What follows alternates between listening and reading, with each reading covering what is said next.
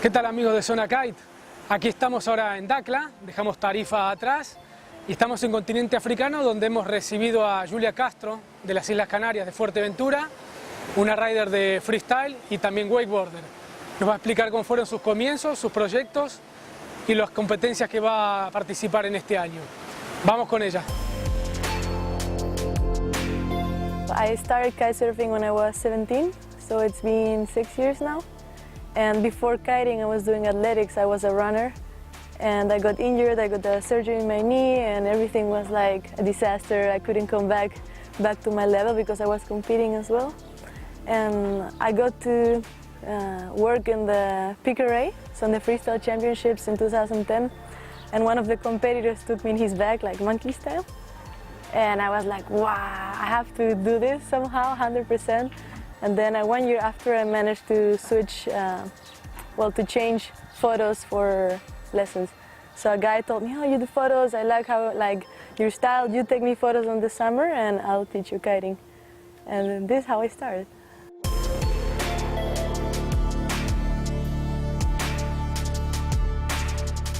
I think my first memories with kitesurfing when I started kiting, it didn't took me very long, but my instructor was like really hard on me and like, you're not listening to me and what are you doing? It took me, in 3 days I was going upwind, but he was really hard on me. And I was thinking like, oh my God, I'm so bad, I'm so slow, like 3 days. And then I started to ask people like, how long did it take you to learn? Yeah, 1 week or 2 weeks, 8 days.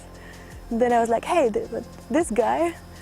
But I learned in Fuerteventura, where I was born, and I know the conditions are amazing. Actually, I started when it was 1 year after I worked in the World Championships.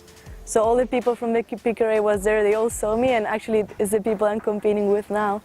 So yeah, really good memories, really good times.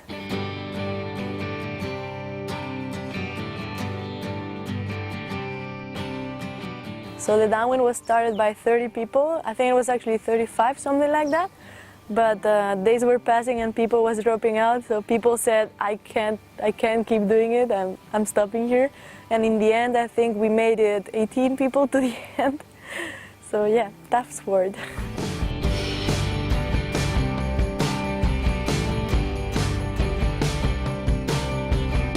I've been in Latin America only in Brazil.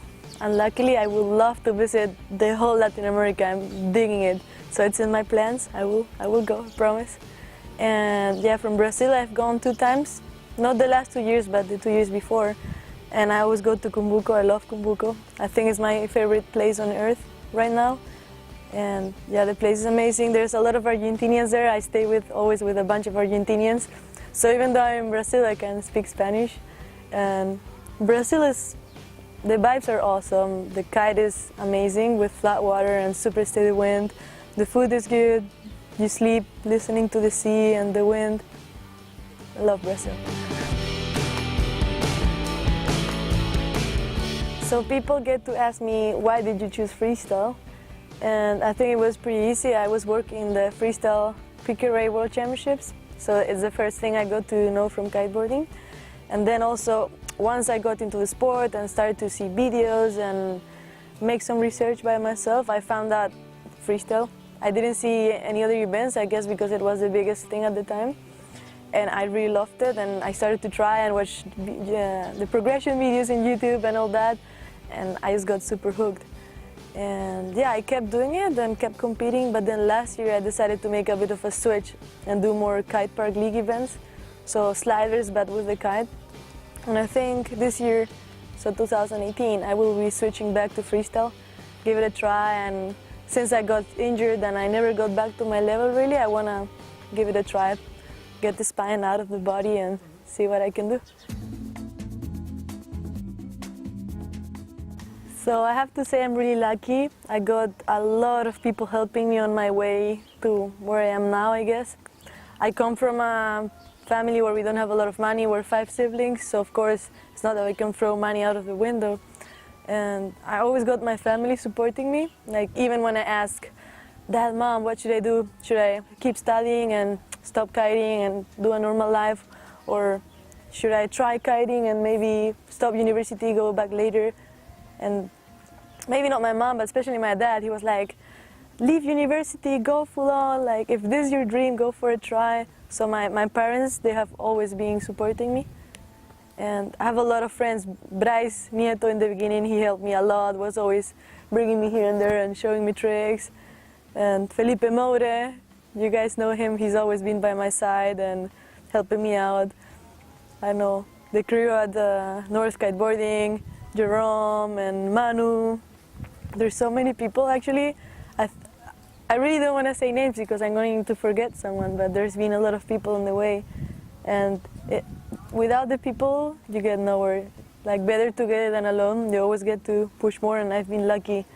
A lot of people helped me.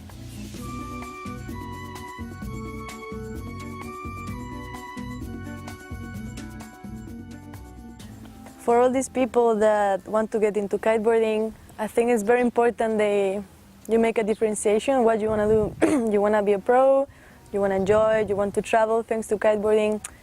Then I think that's the first step. You first see, this is what I have, what can I do?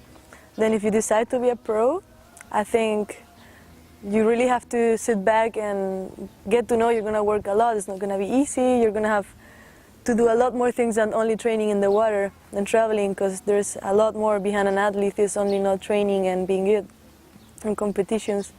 For all the young people especially, I will tell them not to stop studying, because knowledge gives you freedom and makes you be able to decide what you want to do.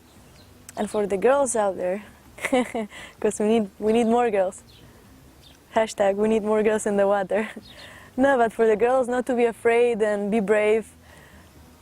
We don't have to be always behind the guys and be like pendant on them and be like, help me. We can do things, we can do it alone. We can kite better than them or worse than them, but just be brave and do it and dare to do it. It's a sport for everyone. Kids can do it, girls can do it, old people can do it, everyone. It's a sport for everyone, so just dare, go for it. Un saludo para todos mis fans de Latinoamérica y todos mis amigos, y muchas gracias a ZonaKite TV por la entrevista.